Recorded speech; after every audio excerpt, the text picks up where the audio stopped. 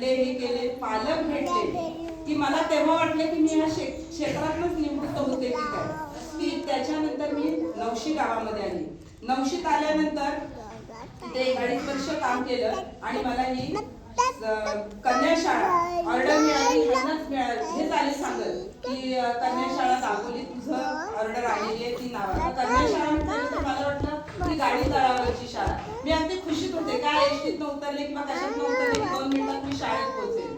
पण नंतर मी जेव्हा हजर व्हायला आले 17 मे 2023 ला, मे महिन्याची सुट्टी होती, इथे सगळा शिक्षकाट होता आणि बाई जाधवबाई फोन केल्यामुळे त्या इथे मला हजर करून घेण्यासाठी शाळेमध्ये भर दुपारी होत्या.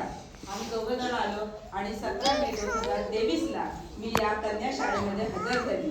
कन्या शाळेच्या डाव्या बाजूला उजव्या बाजूला पंचायत समिती आणि डाव्या बाजूला शिक्षण विभागाचं. पण शिक्षण विभागाचं काम चालू असल्यामुळे सगळा स्टाफ, सगळं ऑफिस या शाळेमध्ये होतं इथे.